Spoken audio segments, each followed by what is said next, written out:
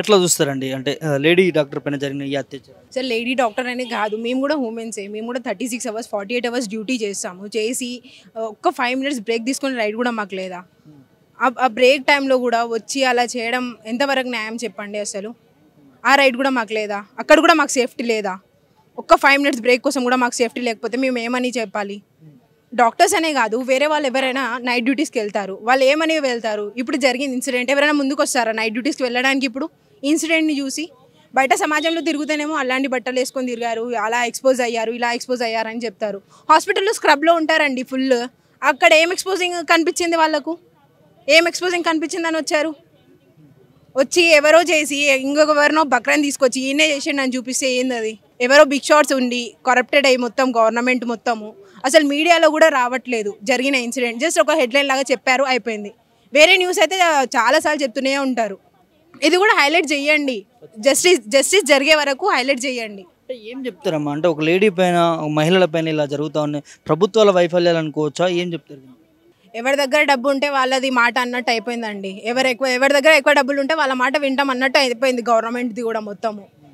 నువ్వు డబ్బులు నేను నీకు సేవ్ చేస్తాను, నువ్వు ఏమని చెయ్యి అన్నట్టు అయిపోయింది గవర్నమెంట్. అట్లా కాకుండా ఎవరైతే చేశారో వాళ్ళనే పట్టుకొని వాళ్ళకు మంచిగా 3 టైమ్స్ మీల్స్ పెట్టకుండా సివియర్ యాక్షన్ తీసుకోవాలని కోరుకుంటున్నాను. అంటే ఏం అనుమానాలు వస్తూ ఉన్నాయి మీకు అంటే దానిపైన కూడా? అంతా రేప్ చేసి చంపేసి అది సూసైడ్ అనడం అదే పెద్ద డౌట్ఫుల్ అండి. సూసైడ్ చేసుకొని చనిపోతే తనకు ఏ ఇంజరీస్ అయితే మెడికల్ ఫీల్డ్లో ఉన్న వాళ్ళ మాకు తెలియదా? సూసైడ్ అయితే ఐస్ నుంచి బ్లీడ్, వెజైనల్ బ్లీడింగ్ అలా అన్ని బ్లీడ్స్ వస్తాయండి. సూసైడ్ జరిగితే ఎలా చనిపోతారో తెలుసు కదా. దాన్ని కూడా కవర్ చేసి అన్ని ఎవిడెన్స్ని కూడా డిస్ట్రాయ్ చేసి అలా చేస్తే ఏం చెప్తాం చెప్పండి? ఇంకా ప్రభుత్వాలకి మీరు చెప్పే విజ్ఞప్తి ఏంటంటే ఏం చెప్పారు? ఇలాంటి మళ్ళీ కేసెస్ ఫ్యూచర్లో ఎప్పుడు జరగకుండా ఒక రైట్ తీసుకొని రావాలనేసి చెప్తున్నామండి.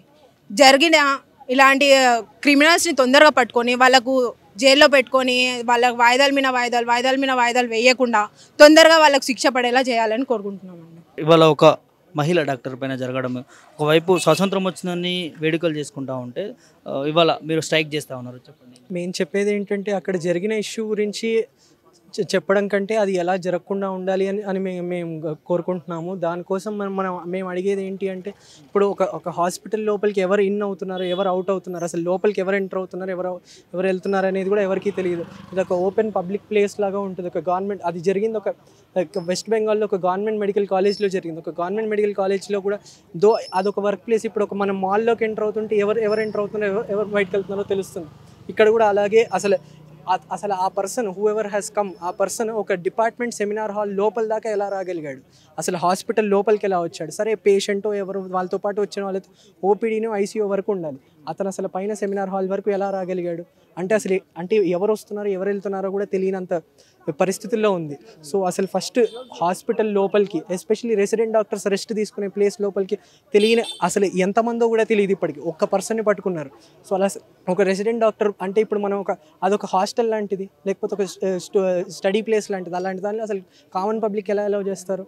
ఫస్ట్ అలా ఎవరు వస్తున్నారు ఎవరు వెళ్తున్నారు అనే దానికి ఒక ఐడి కార్డ్ సిస్టమో లేకపోతే strict security guard. How can normal person come in and do what ever they want? వాళ్ళకి ఇష్టం వచ్చిన అఘాయిత్యాలు చేసి వెళ్ళిపోయారు. ఇప్పుడు ఎవరో కూడా తెలియదు. ఇప్పుడు దాన్ని ఏమో అసలు జరిగిన ఎవిడెన్స్ని ట్యాంపర్ చేయడానికి ఇప్పుడు కూర్చొని అక్కడ రెనోవేషన్ ఎందుకు చేయాల్సిన అవసరం ఏముందండి?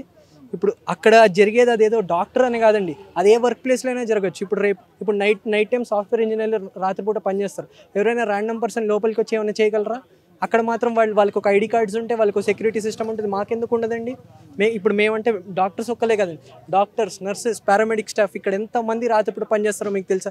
మీరు ఎప్పుడైనా ఒకసారి ఎమర్జెన్సీకి వస్తే తెలుస్తుందండి ఎంతమంది స్టాఫ్ పనిచేస్తారు. వాళ్ళందరికీ సెక్యూరిటీ అక్కడ ఇప్పుడు ఇద్దరు సెక్యూరిటీ గార్డులు బయట ఉంటారండి. వాళ్ళు ఎంతమందిని ఆపగలుగుతారు? We should have proper CCTV cameras everywhere and ఒక card system to know who is entering, who is going out.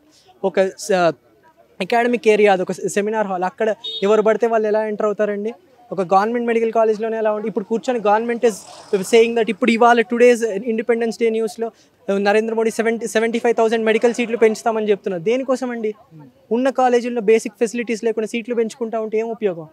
ఉండాల్సిన ఉన్న వాటిని ప్రాపర్గా మెయింటైన్ చేసి వాటిని ఇంప్రూవ్ చేసి వాటికి ఒక basic security we are asking we are నా ఏదో ఇప్పుడు మాకు కొత్త సిటీ మెషిన్ ఎంఆర్ఐ మెషిన్ కోసం కూడా అడగట్లేదండి. Basic security. ఒక ఫీమేల్ రెసిడెంట్ డాక్టర్ అక్కడ పడుకోవడానికి ప్లేస్ లేక ఎక్కడో ఒక సెమినార్ హాల్లో పడుకుంటే అక్కడ వాళ్ళు ఉండి అంతటి దారుణమైన థింగ్ చేయడానికి కూడా చేసి కూడా ఇప్పుడు తప్పించుకొని తిరుగుతున్నారు బయట. ఇంకా పట్టుకోలేకపోయారు. ఒక్క మనిషిని పట్టుకున్నారు. అక్కడ మోర్ దెన్ 1% DNA దొరికింది. ఎవరు వాళ్ళంతా? ఎందుకు ఇదంతా డిలే చేస్తున్నారు? అది మేము చెప్పేదండి. వాస్తవానికి ఇవాళ లేడీ డాక్టర్స్కి సెక్యూరిటీ లేకుండా పోయింది అనుకోవచ్చా? లేడీ డాక్టర్స్కి అయితే సెక్యూరిటీ అయితే లేదండి. లేడీ డాక్టర్ ఇప్పటికీ నేను మళ్ళీ చెప్పేది ఒకటే అండి, అది డాక్టర్స్ ఒక్కళ్ళదనే కాదు, ఎవరైనా రాత్రిపూట పనిచేసే ఏ మహిళకైనా సెక్యూరిటీ అనేది basic essential requirement. Mahatma Gandhi గారు అన్నట్టు రాత్రిపూట ఒక మహిళ బయటికి వెళ్ళి నిర్భయంగా నడవగలిగితే అదే సెక్యూరిటీ, అదే ఇండిపెండెన్స్. అదైతే లేదండి. ఇట్ 78 ఏళ్ళు అయినా కానీ ఇప్పటికీ అయితే ఆ స్వతంత్రం అయితే మనకి రాలేదు. ఇది చాలా బాధాకరమైన విషయం. అది వచ్చినప్పుడే స్వతంత్రం, లేకపోతే లేనట్టే అండి.